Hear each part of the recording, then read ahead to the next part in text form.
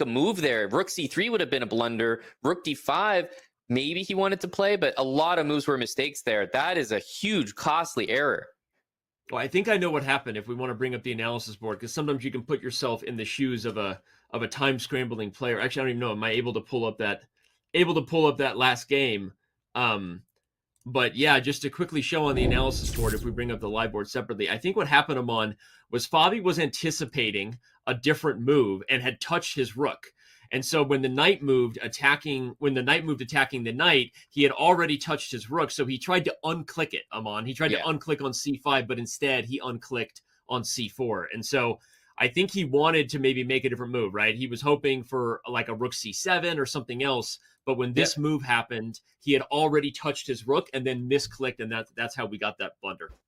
Yep, and it can be clicking. Some players like myself have the drag, so you're actually actually picked up by the mouse, so it's in the air, and so you've got it in the air, and you're almost like you just want to throw it around to somewhere that's not the the worst square in the world. And he thought he was dropping it back on the starting square, dropped it on c4 by accident, and all of a sudden 2.5, Danny, from a game that truthfully should have ended peacefully, and maybe a few moves prior should have been a Fabiano win. Yeah, no, absolutely crazy. Again, if you only saw the scramble there, Fabi had a weird chance to maybe trap the knight, ultimately doesn't find that, should have drawn and loses. So if this match comes down to a single game and or goes Prague's way, that is going to be one that we remember, because I don't think I've seen a mouse slip. I haven't seen a mouse slip like that in a while, at least not in the SCC games I've been following this year. Agree. Yeah, and sometimes you see a mouse slip and it's more of like dropping it on the wrong square, but this one was clearly picking the piece up and not dropping it properly. So it is unique, but it all comes back to the fact that it's an online event, Danny, and you mouse dexterity and being good with it. It's more than just time scrambles, but actually managing the mouse and how to use it properly. So enough about that. As we're back into a King's Indian type of position yet again, but this time with G4 played. And the reason I wanted to take a moment and talk about this is we're looking at a position that, to my eyes, is very close to, I don't want to say winning, but a big advantage here. Normally, if you can play G4, stop the F5 idea, you can go all in. Like there's H4, H5.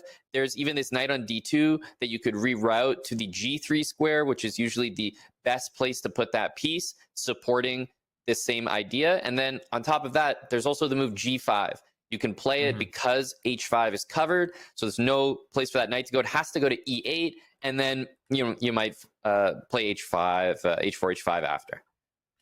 I think that's what the computer wanted, by the way, with that subtle miss. But I still like White's position. I think everything you highlighted makes sense. And this is the first King's Indian we've seen where Fabi didn't get the Petrosian idea. For those of you who've been following the whole match, Fabi has consistently had the early A5 advance, which is a Petrosian King's Indian, and that knight on the queen side goes this way.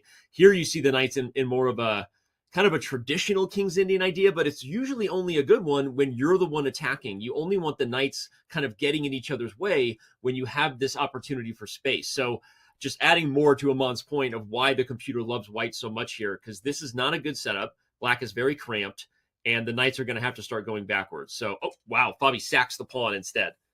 Yeah, knight e8 is so undesirable as a move, because at this point, I will probably take the B pawn on knight e8, and it'll be just even better than this. At least here, if now you've got a tough choice, because you wanted to just go ahead and profit the B pawn, but on knight e8, you're not worried about anything else. You would just go ahead and take it. Now, if you take on b5, the knight's jumping into f4, as you're highlighting. So now I'm torn. Do I take the b pawn? Do I take the h pawn? If I take on h5 twice, I'm allowing b4. I'm also allowing maybe an eventual f5, knight g6. It's getting very double-edged, and White was about to enjoy a very comfortable, safe extra pawn. Now it's nothing of the sort.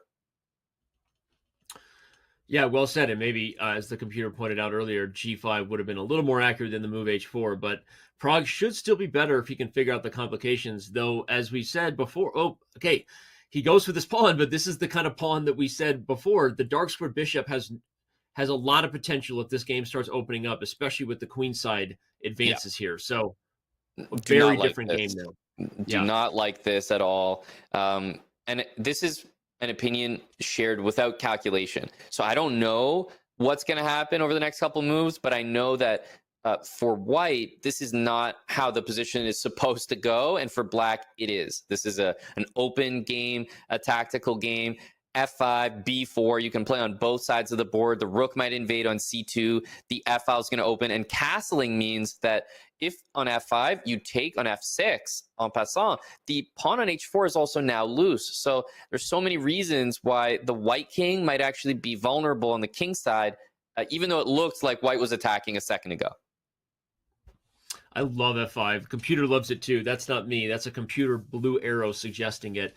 I think black can actually play other moves, knight F4 and B4. So sometimes we see that blue arrow and it really is an only move. In this particular position, I think black has pressure no matter what, but F5 is the best move to Amon's point, because if white en passant, you can take with almost anything and the H pawn is falling and the king is open. So we'll see if Fabi finds F5 or another move, but either way, this has not gone the direction that Pragg wanted.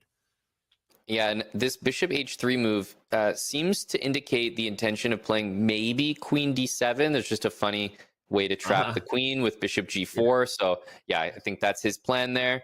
And this requires the queen to sort of vacate, but then there goes the h-pawn. And you've immediately, at the minimum, you've equalized the material if you want it. But as we've talked about, there's f5, there's b4, there's other ways to play. Yeah, and that's kind of what I was highlighting, that yes, F5 was suggested by the computer, whereas this one really is an only move for white. If you don't bring the queen back, you will lose her where she stands on H5. So Pragg does find it, but now knight takes H4. I mean, maybe bishop G4. I mean, so many moves here. The position feels very dangerous for white. Yeah, I would probably take that. Maybe what he's looking at is that knight h4, queen g3. If the knight just goes back to g6, you could maybe consider knight takes b5 with the queen overloaded on d7. But all of these are very kind of loose tactics. They don't feel confident and well calculated for white. They seem a little desperate. Yep, agreed. By the way, the traditional King's Indian idea we're always thinking of, knight f4, is also still possible, because if you take there's b4 in the end of a lot of lines, and the dark square bishop comes to life. So I don't think black wants to sack more pawns right now. Okay, maybe he will play knight f4 soon. This is a fun idea if you just put the bishop on h5, by the way, kind of surgery on the white squares. Wow, he ends up doing it because he loves the fact that the queen guards b5. Now b4 and knight f4 are on the agenda. Yep.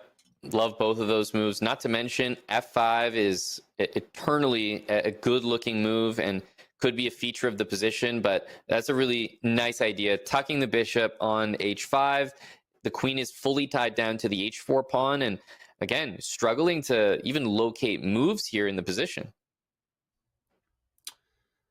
We've had a theme today. When Pragg gets in trouble, he's feeling frozen, right? And yeah, it's a good point. We're not quite there with this one, but we're the makings are in. Well, if knight f4 happens, I mean, you have to take that knight because of other types of threats, which would be a very kind of forcing idea where you open up the dark square bishop, and again, b4 is just super dangerous. So this is a thematic King's Indian plan, which is why it's easy to spot.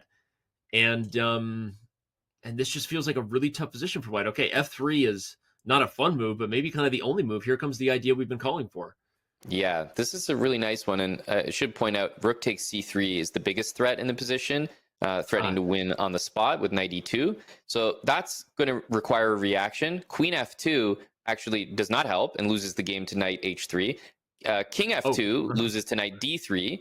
So there's so many knight forks. You just have to take it, but this plays into the hands. b4 is there. Queen h3 is an idea. Bishop e5 to follow. A lot of things are possible here. Bishop e5 and b4 would be my top two.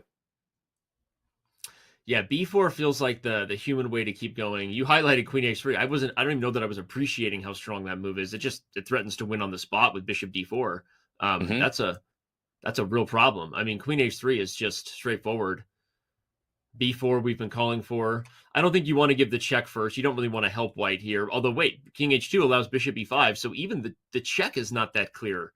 Yeah, bishop d4, king g2 is really pleasant for white. Okay, okay. But I think queen h3 was a real powerful move, coupled with bishop d4 or bishop e5. Now, of course, You this know what one white had first to and play queen there? h3. Yeah, this is really nice. Sorry, I didn't mean to cut you off. I was wondering why was queen e3 a miss. White had to play queen f5 in that position, everybody. That was the only Yep. move to stop what's coming, and it's basically over now. Fabiano is going to crush through with bishop g3 or other things.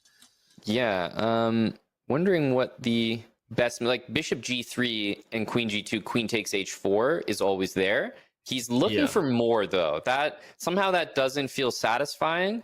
I'm almost looking at bishop f4.